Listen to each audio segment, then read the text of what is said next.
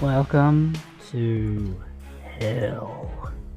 Well, kinda. Okay, not really. Tartarus was eventually a place of punishment in the Greek underworld, but it's not directly analogous to the Christian hell. More on that in a later video, though. Tartarus was, however, where a number of titans were imprisoned. I mentioned the titans last video, but didn't really explain, mostly because they deserve their own video. Remember the titans? You know this word, but you may not have given much thought to what it means, aside from big. It does mean that, but there's a lot more to titans than size. We see a lot of representations of them in pop culture, from giant entities to elemental monsters. These all miss the mark. The definition is somewhat fluid, but in Greek mythology the Titans were a defined group that were mostly imprisoned by Zeus. Greek mythology seems to have a clear division between Titans and gods, even having a massive battle between Titans and gods known as the 𝐂𝐫𝐞𝐝𝐤𝐿. So that begs the question, what's a Titan? Well, first off, they're not monsters, like most movies about Greek mythology showed them to be.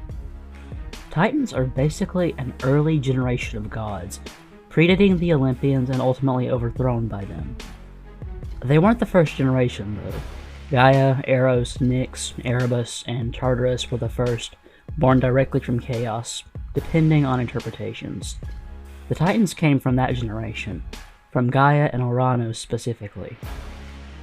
As far as textual representation goes, Titans don't really differ much from the ordinary gods, save that they came earlier, and if their domains are given, they're often more abstract concepts like memory or thought, as opposed to plant life or engineering. So who are they? Hesiod has a few ideas. Basically, Hesiod is saying here that they're called Titans because Uranus said that they were straining, Titanitas, to commit wicked acts. Take a look at this chart. While there are other members of the group, Titans named by other authors, the main ones from the earliest point we can trace are the 12 children of Gaia and Uranus. They had other kids, but these 12 are the Titans specifically. There's no real reason given why this group of 12 are Titans and the other children of Gaia and Uranus weren't. That's not all, though. There were a few generations of Titans, at least as we now classify them. Atlas, for example, and Prometheus. Eos is also considered a Titan. None of these were in the first generation, but they still tend to get the label. Aside from Kronos and Rhea's offspring, all of the Titans' descendants tend to be grouped as later generations of Titans, though Hesiod doesn't call them as such. And Robin Hard notes that the Titans themselves didn't receive worship as far as we know, aside from Kronos, Rhea, and perhaps Iapetus, and existed only for genealogical purposes as part of the succession myth.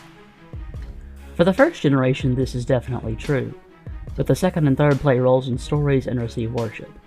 I suppose that whether or not they count as Titans is a matter of debate, and likely hinges on how you define it.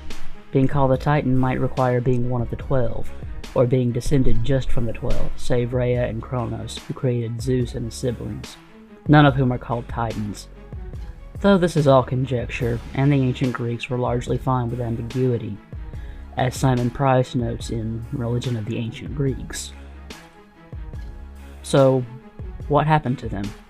It varies.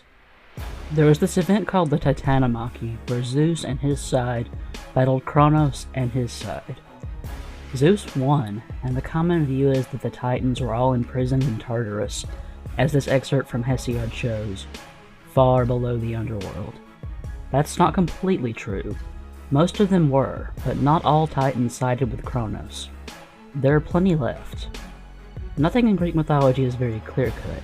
The 𝐂𝐶𝐫𝐞𝐝𝐤𝐿 gives a clear division of sides, but some Titans stood with Zeus, and several of the first generations show up later. We know, for example, that Themis had several children with Zeus, and this seems to have happened after the 𝐂𝐶𝐫𝐞𝐝𝐤𝐿. The same is true for Mnemosyne, mother of the Muses, and presumably Okeanos stuck around, being the embodiment of the ocean and all. And as far as I know, the majority of the second and third generation weren't imprisoned.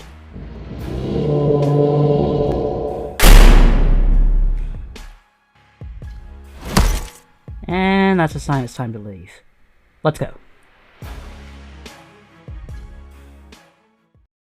Thanks for watching. If you enjoyed this video, don't forget to like and subscribe.